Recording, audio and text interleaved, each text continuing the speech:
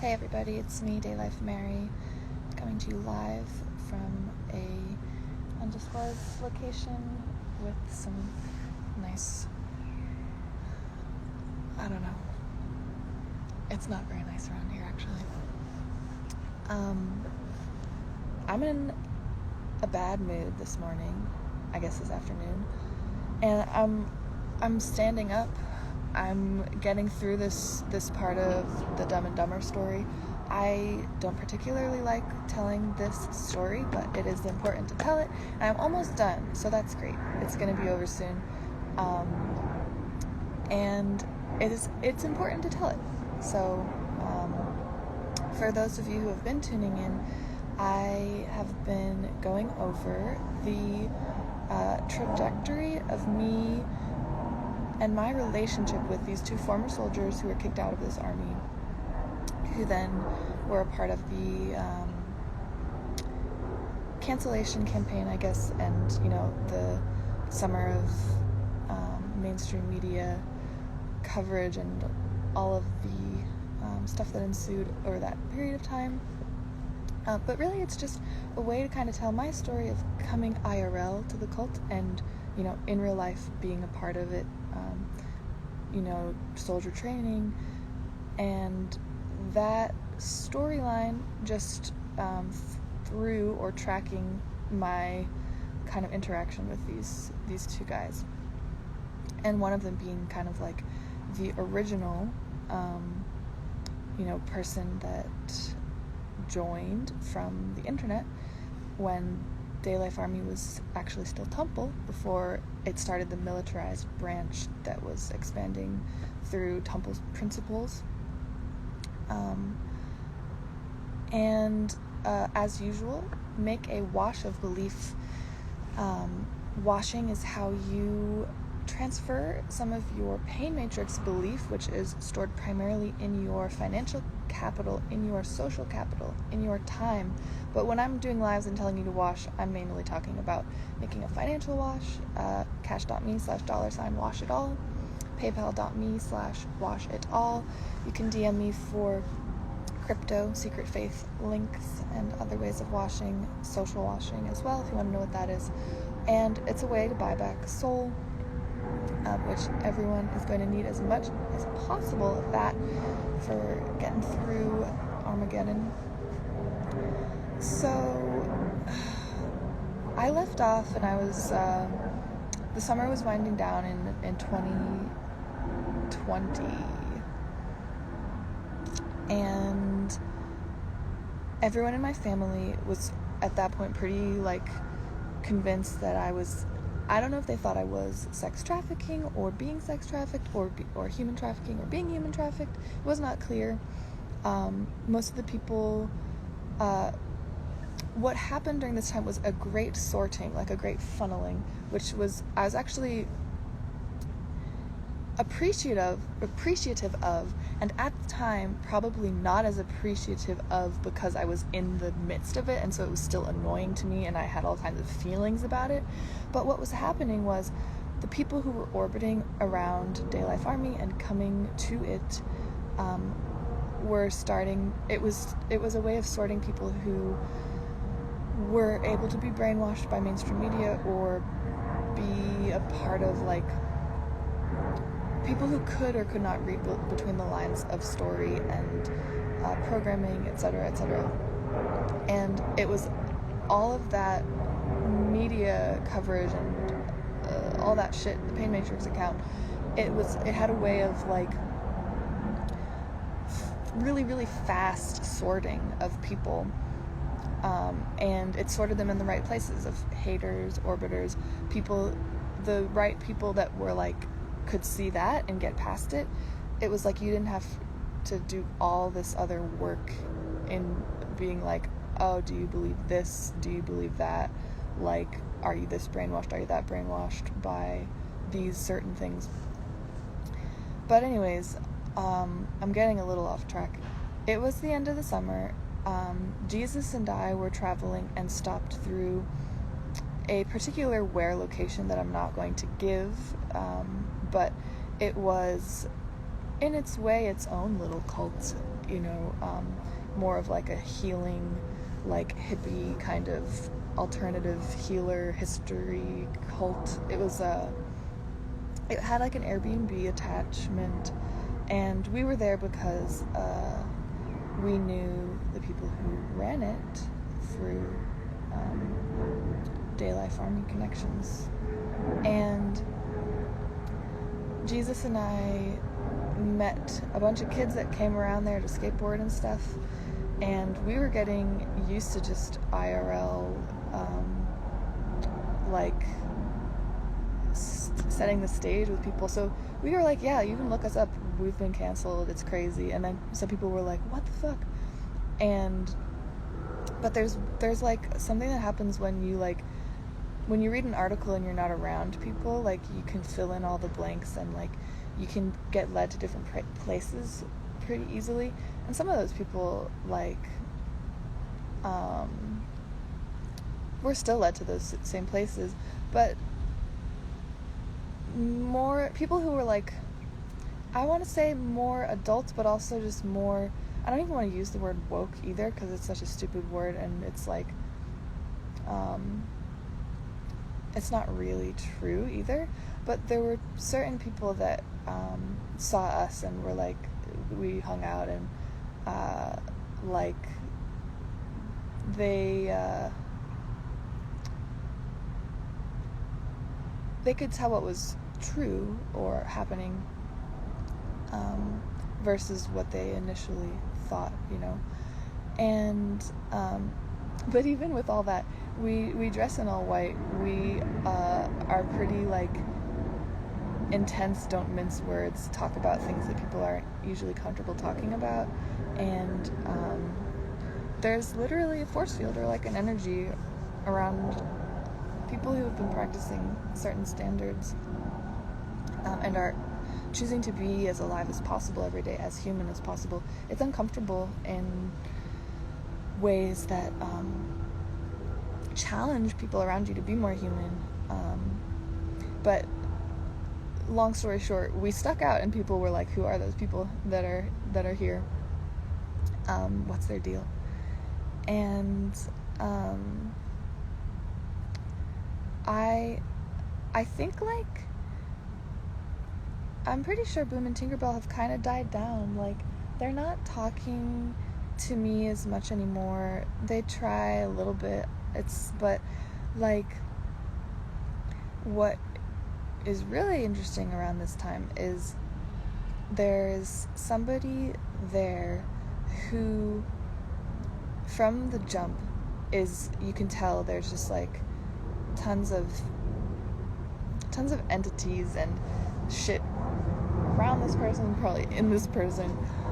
They are like doing all kinds of drugs to become possessed. They came to this special cult place that has a lot of special shit going on, where the special next generation of people were going to take over, and came in and sniped it, gave drugs to the daughter of the person who ran this place and killed her by, accident. But when you're being run by demonic energy and not even conscious of what you're doing, you play roles, and it was near the most MI infested area, Denver, you could ever imagine. So there was a lot of shit going on with this one person, but this place was kind of in shambles after the death of, like, the person who was gonna, like, keep that shit together and usher it into a new generation of people. And as you know, cults of all types, even if they don't self-recognize as such like we do, and even if they have some questionable standards, and they're, like, it's hard being a cult out there when the big daddy cult, the pain matrix, is trying to infiltrate you or fuck you up or murder people inside of you, or like corrupt you with all types of things. So we were kind of witnessing the aftermath of that happening, and this guy was still around, and he was like a little weasel up to some shit.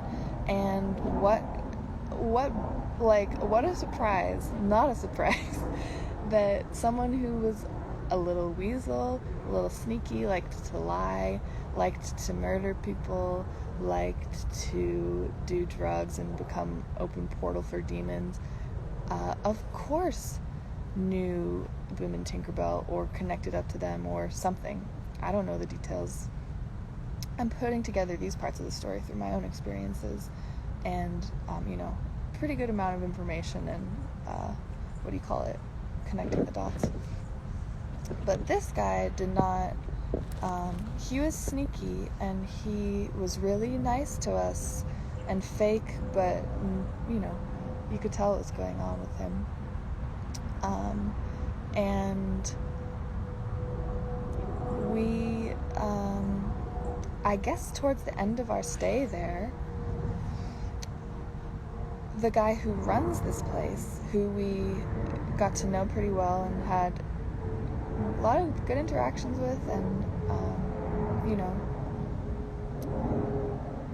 he had his own problems, but he was someone who was not a child and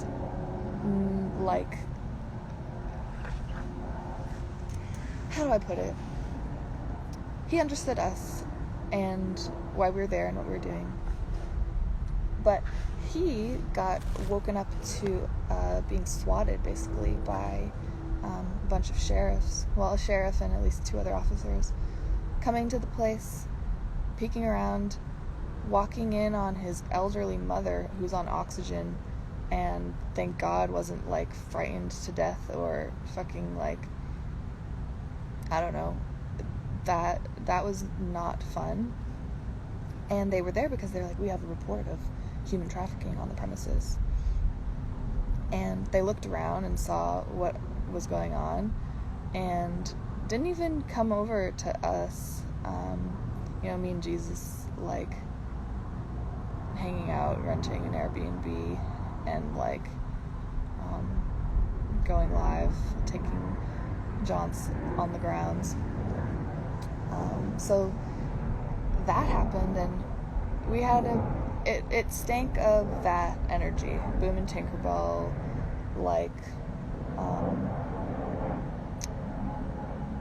SWAT shit. And we had already been understood that we had been compromised. We don't give our location. That's just DayLife standard. But people were texting us saying things to us like, what's it like being at this location, and blah, blah, blah. And, the weasel that was there was a mole, and he was talking to Boom and Tinkerbell, and who knows if all of them were part of the SWAT, 1 of them, 3 of them, 2 of them, whatever. But, I called the sheriff's department. I, let them know that these 2 guys had been stalking and harassing me, and this was likely related to them or from them, etc. And he was like, yeah, I heard this call and it was weird, and the guy did not sound legit. The sheriff was basically like, oh, this makes sense now that you're coming to me. So, I cover my tracks and make sure that I know what's happening to me when people are doing this shit to me, especially doing what I do. It's like being in a self-proclaimed cult and being aware that you have a lot of eyes on you trying to make you another news story and use you for pain matrix ends. There's the spiritual protection of following DayLife standards and not doing anything illegal, and furthermore serving God and not letting the right one in, not letting satanic influences, not letting demons in, and going down the path that so many people go down who let a chink in the armor make them vulnerable and make them players or tools for pain matrix agendas. And this is ironic because that's exactly what was basically happening to Boom and Tinkerbell at the time. I had not any clue. But anyways, got the badge numbers, wrote down when it happened, for my records, got that shit, figured it out. We moved on from that place.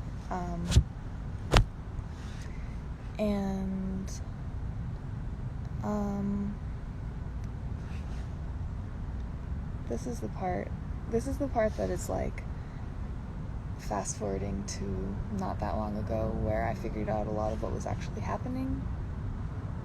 So you've heard me allude to like all of this storyline of my interactions with Dumb and Dumber, like trying to figure out why it was happening, how there was some kind of information that was a reveal that made this all make a lot more sense. So I will tell you now, as kind of like a finale to what the fuck was going on with all of this, what was actually happening from not the jump of when I first met them, but not that shortly after they had both been kicked out of this army. Boom, who I told you earlier had started basically going, his parents had found him like this top psychiatrist or cult psychologist who is MI as fuck. You can look him up, Steve Hassan, real cult expert or something.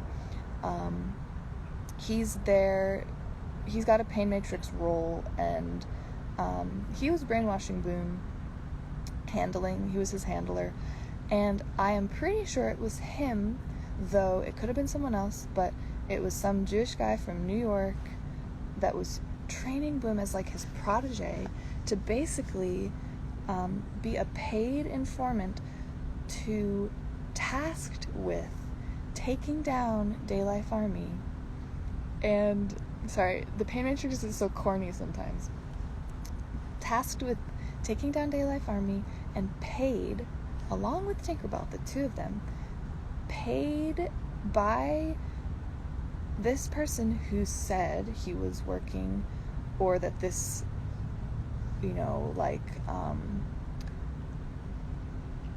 I don't know what you would call it, this initiative was on behalf of the NSA and the FBI. And Dumb and Dumber are not the smartest, tools in the shed. You have someone come to you and tell you they work for these two organizations. The NSA, I don't even think, does that kind of work on the ground with foot soldiers. They're just giant algos and server farms and people behind computer screens. But also, what I don't think they probably realized is you can have contracted workers who say they work for the FBI or whatever, and then you figure out there's some splinter cell, or they're contracted in other ways working for other people under that umbrella organization. But let's just say, who knows who they were really working for, because you can tell someone anything, and especially people who are broke and pathetic and are easily manipulatable and already have a are already butthurt about something and would love to be used, begging for it, really. So they were prime for this role, basically. And that whole pain matrix account was started and made because Boom was getting paid to do it. Does that make more sense to me? It made a lot of things click. He was paid to go after my family and talk to them. Apparently, he wasn't very good at his job. He did not get taken on as the protege that his handler was so excited to make him into, or whatever. And they weren't able to cancel DayLife Army. It didn't really work. Looking back, I am sure, as is most tactics that military intelligence used to infiltrate and take down cults, they were trying for that entrapment method, where you try and drive someone mad with media campaigns and harassment, and to do something crazy, you make them try and make them do something crazy, make them do something illegal. So when I found that out, it was oh, okay, this makes sense. These guys are lazy and dumb. Why would they have done this whole thing the way that it was all timed with the article? It just it didn't make as much sense anymore, and it made a lot of more sense after that. And I said, you can look at my own story that I do earlier before this one. There's 6 parts or whatever. I have my own history with military intelligence and gang stalking. I I know how it works. I saw it happen where someone was able to be infiltrated and taken down and driven crazy. You know, my first serious boyfriend. And that the reality of this Truman Show-esque matrix people live in was already known to me enough that I can believe these things. I'm not as gaslit by the pain matrix as some people to be like, how could I be this important? Why would they do that for little old me? Let me tell you something. There are not as many people on this earth, first of all, that they say there are. There are an even smaller amount of people that are like in the counterculture scenes and, you know, the first world or whatever of things really connected to media, which is another arm of military intelligence.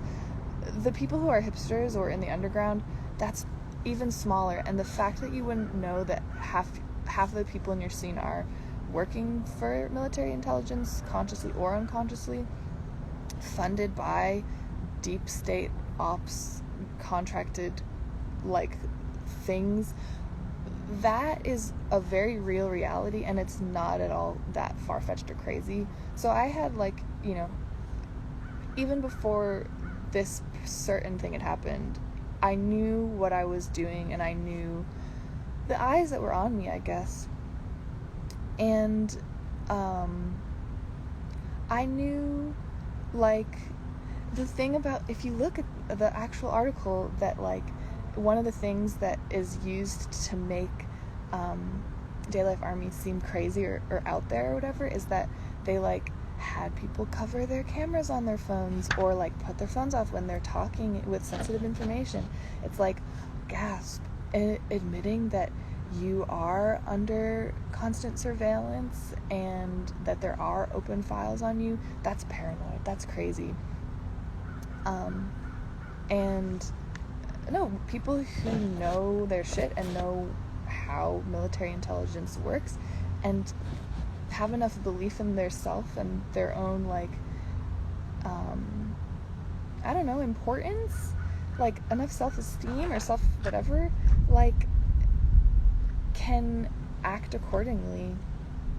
And for me, the thing that's, like, funny about that whole thing is those two always thought it was crazy, but, like, or far-fetched, and yet they ended up probably unwittingly being foot soldiers for those very things they thought were, like, paranoid to, like, react towards or, you know, cater your behavior to acknowledging as a reality. I don't know if that makes sense. So that's the kicker. That kind of, like, recontextualizes a lot of what happened. And I don't know, for anyone out there, we told everyone to cancel themselves early, and that's kind of like, it's all accelerating and happening faster and faster, but you're only canceled if you believe it. Do it for yourself. Exercise the shame. Holding on to it is the only thing that really does make you canceled. And also, moral of the story, military intelligence can only infiltrate and take down cults that don't have our kinds of standards. Any cult's downfall is pretty directly linked to not having a policy that involves, or standards that involve, no drugs, no alcohol, no ammunitions, no cults of personality, no violence, no weird, like, sex stuff. I'm trying to think of other things. No, like, transparency or, you know, like, not hiding things. And when you serve Satan, you also you have an opening to be taken down by that same matrix. When you don't, you are protected from that matrix's tools and tricks. That's what it means to be spiritually protected. So, the pain matrix cult does not want competing organized cults. The future is cults, but Pain Matrix wants to make sure that they're all like mini cults within the Pain Matrix cult, but that's a sinking ship if you haven't noticed yet. So that's my experience with Dumb and Dumber. Was this a particularly enjoyable story to go through? No. Was it important and something that I had not gotten out cohesively in one long go yet? Yes. So that's it. Make a wash if you have watched the whole story just now. If you've been following, if you're on Instagram, most of you on Instagram are parasites, TBH, and would do you a lot better to make this relationship a more equal one. Make a wash of belief. As always, the links are cash.me/$washitall, paypal.me/washitall, and you can DM me for crypto secret faith wallets, and about making a social wash if you have $0. But I have a large goal today, around 720, so financial washes are a great place to start. You can see what happens once you get there. What happens when you get a little soul back, because things will start to change, which I know can be scary, the unknown, right? But that's it for today. I'll talk to y'all later, and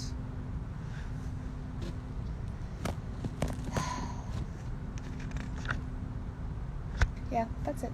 Bye.